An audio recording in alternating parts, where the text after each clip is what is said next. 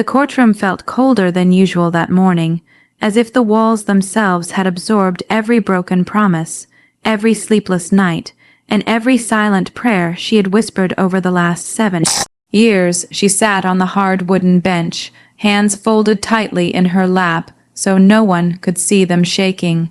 Her name was being called in official tones, but it barely felt like hers anymore. To her ex-husband, she was just a case. To his lawyer, she was a problem to be proven unfit.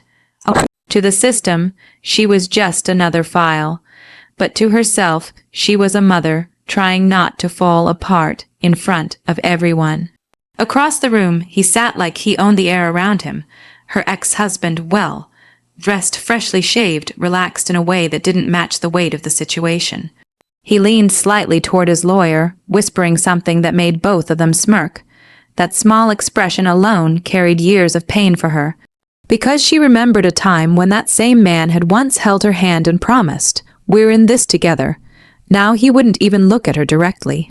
The judge entered and the room stood, formalities followed, papers shuffled, legal words filled the space like smoke, custody, welfare, financial capability, stability. Words that sounded clean on paper but felt like knives in real life. Then came his lawyer, confident, sharp voice, expensive suit. The kind of man who never doubted his own argument. He stood up slowly, adjusted his tie, and began speaking as if delivering a final verdict rather than an argument. "Your Honor," he said smoothly, "my client has repeatedly demonstrated stability, financial strength, and a secure environment for the child." A pause. Then his eyes shifted toward her.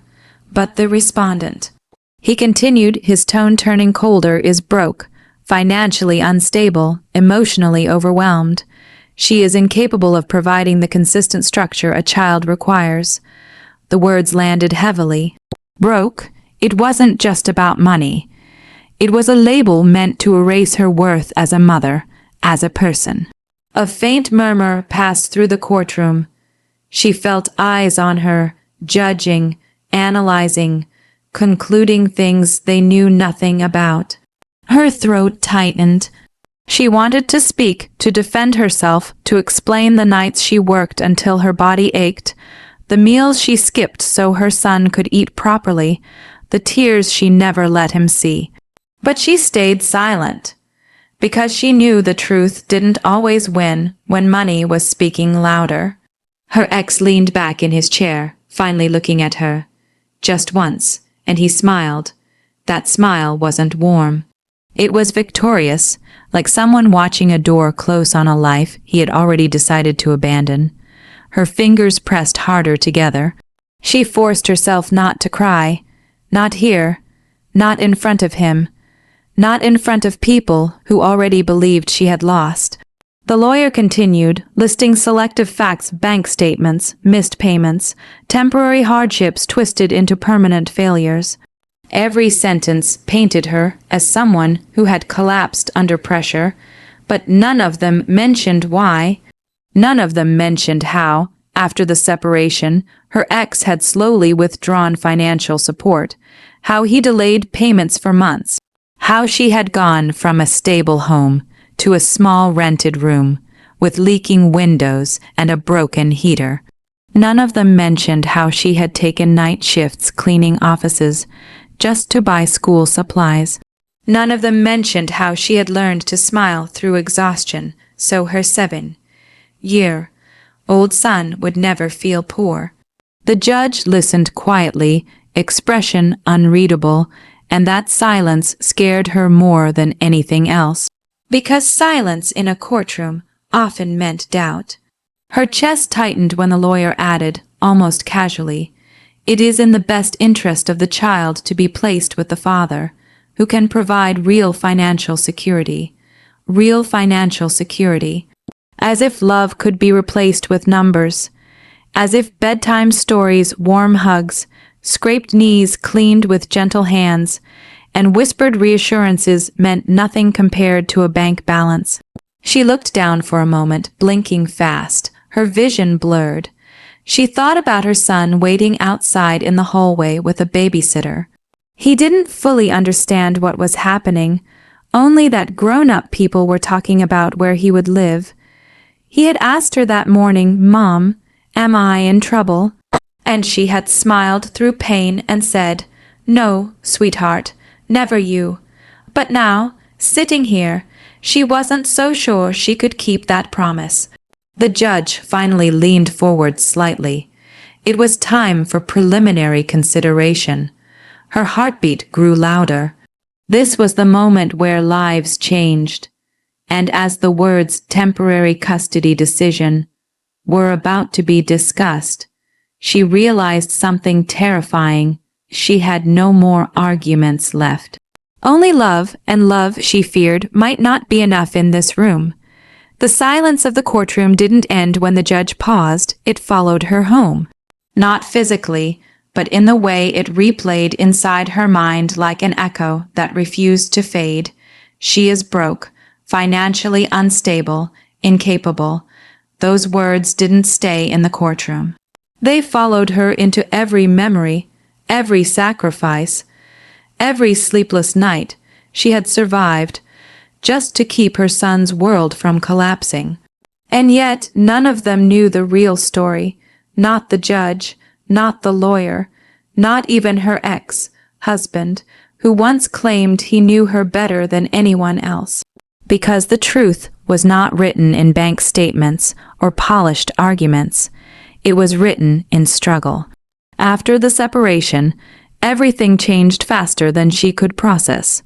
The house they once shared, full of laughter, shared meals, and future plans, was suddenly divided into legal lines and cold ownership. He moved out first, promising he would handle support properly. But the support never came on time. Then it stopped coming consistently. Then it became excuses. And then it became silence.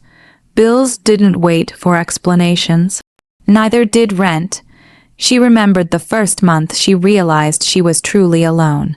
Standing in a small grocery store, counting coins in her hand, pretending to be deciding between brands while actually calculating whether she could afford both milk and bread.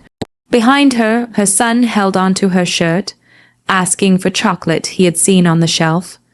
She bought him bread and smiled like it was a choice. That night, she skipped dinner so he could eat properly. That became a pattern she never spoke about.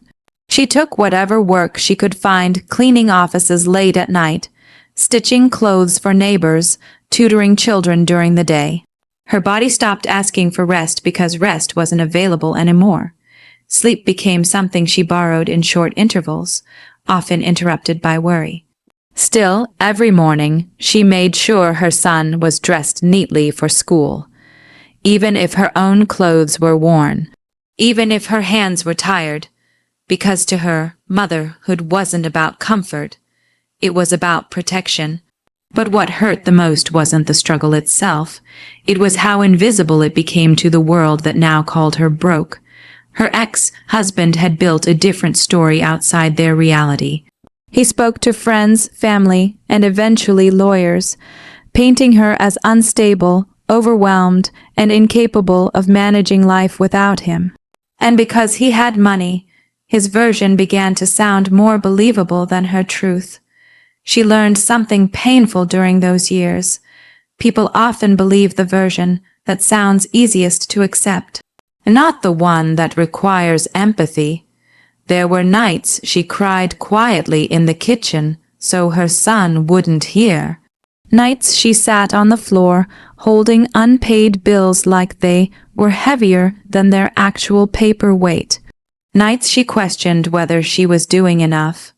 But every morning, her son would wake up smiling, and that smile rebuilt her. He never knew how many times she had almost broken.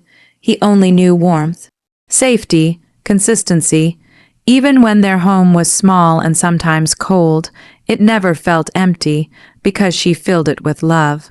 One winter evening, when the heater had stopped working, she wrapped him in 2 blankets and told him a story about stars being cold too, but still shining. He believed her, he always believed her. And somewhere in those quiet years, something else happened. Her son started noticing, not everything, not fully, but enough. He saw her tired eyes she tried to hide behind smiles. He saw her working late and still waking up early. He saw her pretending everything was fine when it clearly wasn't. And slowly, without her ever asking, he began understanding that his mother was carrying more than she ever admitted.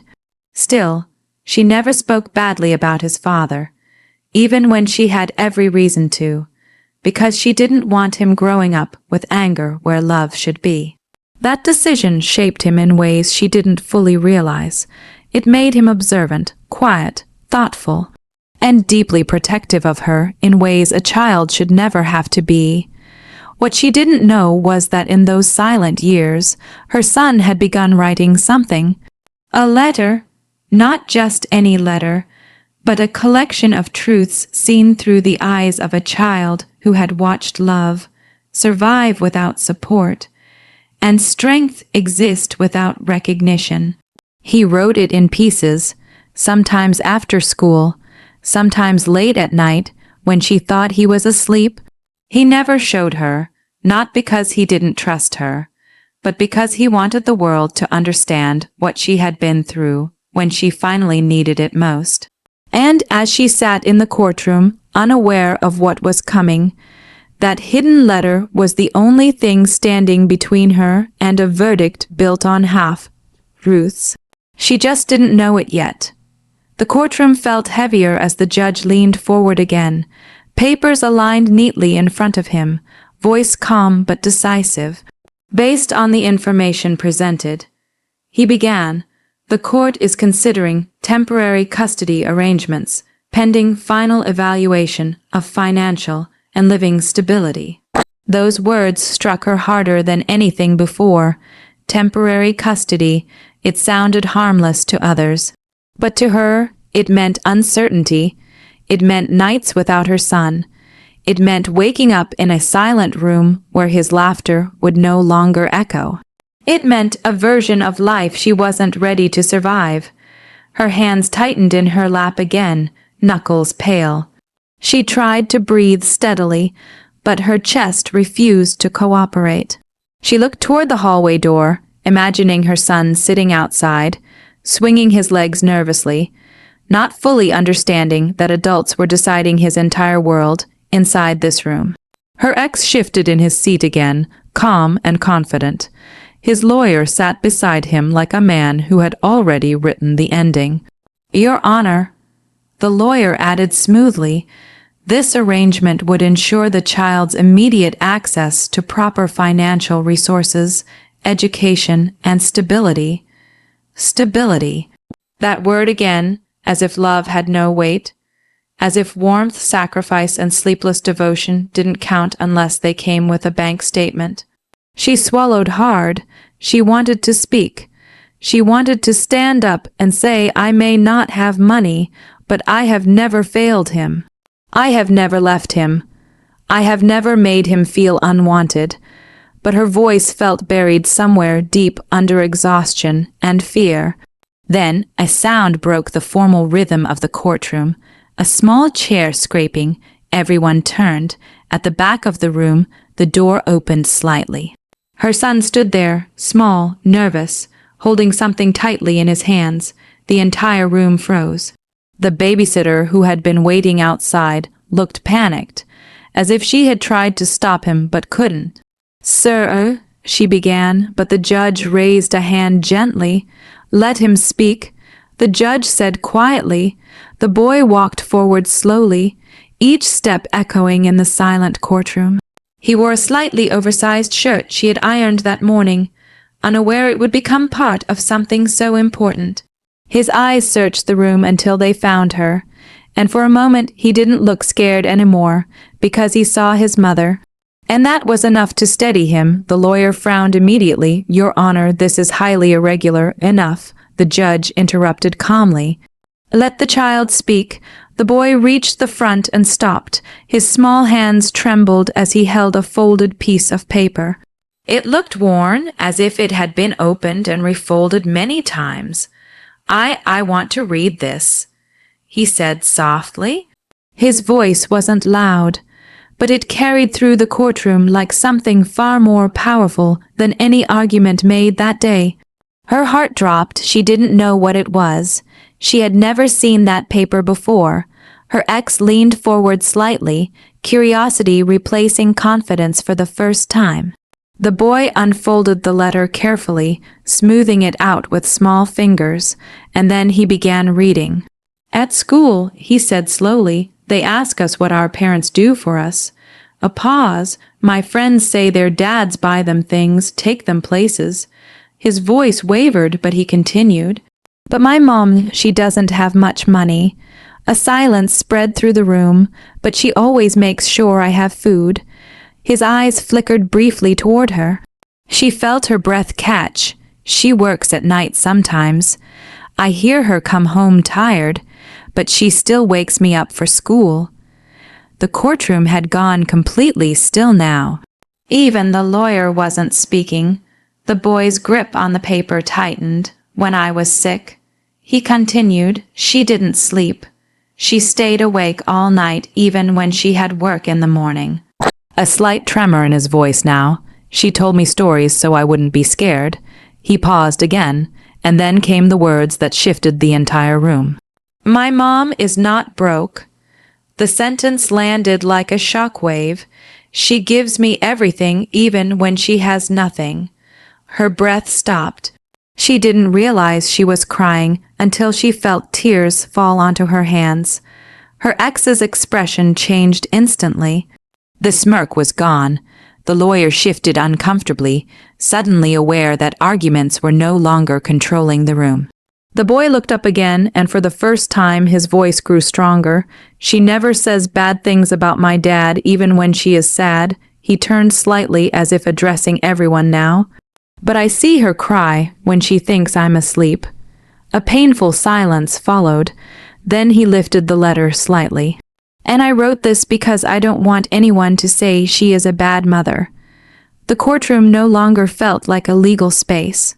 It felt like truth had entered the room, and nothing in that room was prepared for it. The courtroom didn't move for several seconds after the boy finished speaking. No papers shuffled, no whispers rose. Even the air felt suspended, as if everyone was waiting for reality to catch up with what had just been said. A 7-year-old child had done what no lawyer, no argument, and no financial document could accomplish.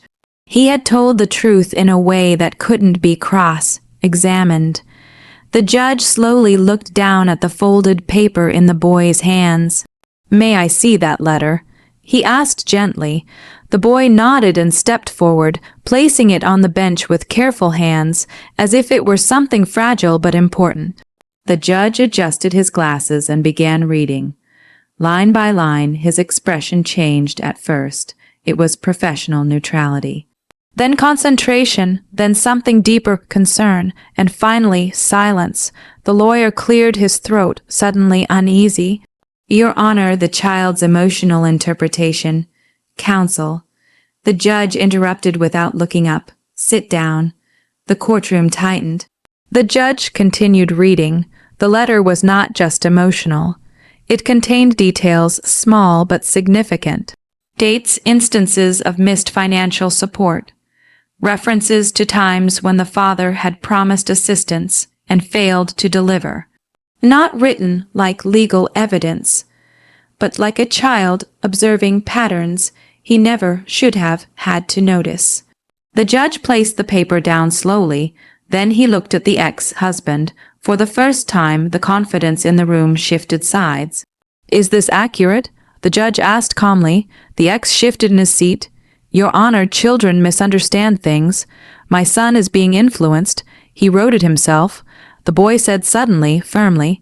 No hesitation, no fear, just truth. The room went silent again. The judge raised a hand slightly. "I will not disregard a child's testimony, especially when it is consistent with documented concerns already before this court." The lawyer straightened immediately, trying to recover control. We must remember financial capability is still the primary factor here. Emotional statements cannot override, but he stopped mid-sentence.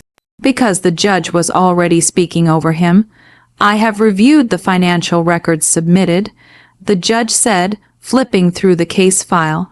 There are discrepancies between claimed support and actual transfers. The ex's face tightened. The judge continued, there are also multiple gaps in documented child support payments that were not disclosed during earlier submissions. A heavier silence fell. The courtroom was no longer divided between two parents. It was divided between truth and presentation. The mother sat frozen, still holding her breath. She hadn't moved since her son started reading. Her eyes kept drifting between him and the judge, as if afraid the moment might disappear if she blinked too hard. She wasn't thinking about winning. She was thinking about him, about how small he looked standing there, holding a truth far too big for his age. The judge leaned back slightly, his tone now more serious. This court cannot ignore evidence of emotional neglect and financial misrepresentation, he said. The ex finally lost his composure. This is absurd. I've provided everything required. This is just a child. Enough, the judge said sharply. The sound of the gavel didn't even need to fall. The authority in the word itself was enough. The lawyer leaned in quickly, whispering urgently to his client, but it was too late. The structure they had built, carefully designed arguments, selective truths, polished confidence, was cracking in real time. The judge turned toward the mother. For the first time that day, his expression softened. "And you?" he said. Her heart jumped. She stood instinctively, though she hadn't been asked to. "Yes, Your Honor." He studied her for a moment. Not as a defendant, not as a file, as a mother. Why was this information not presented earlier in a structured manner? He asked. Her lips trembled because she didn't have lawyers, because she didn't have money, because every day had been about survival, not paperwork. But she didn't say that. Instead, she whispered, "I just tried to take care of my son." A quiet truth. No decoration, no exaggeration, just love in its simplest form. The judge nodded slowly, then he made his decision. Given the inconsistencies in financial documentation, the evidence of unpaid support, and the testimony provided today, he said firmly, this court is pausing any custody transfer. A breath of relief, sharp, sudden, moved through the room. The mother's knees nearly gave out, but he wasn't finished. The judge continued, furthermore, the court is initiating a full reassessment of custody and financial responsibility, including enforcement of pending child support obligations. The ex went still. For the first time, he didn't look like a man in control. He looked like someone realizing consequences were no longer avoidable. The lawyer lowered his gaze, already calculating damage control. The boy turned back toward his mother. And in that moment, everything else disappeared. She stepped forward slowly, barely believing she was allowed to move. When she reached him, she knelt down and held him tightly. He didn't say anything. He just hugged her back. Hard, like he had been waiting years to do it. Around them, the courtroom remained silent, not out of order, but out of understanding. Because everyone in that room knew what they had witnessed was not just a legal outcome. It was truth finally being heard. And as she held her son, the words "she is broke" no longer meant anything at all. What stood in their place was something far stronger. A mother who had been underestimated, and a child who had turned love into the loudest form of justice in the room.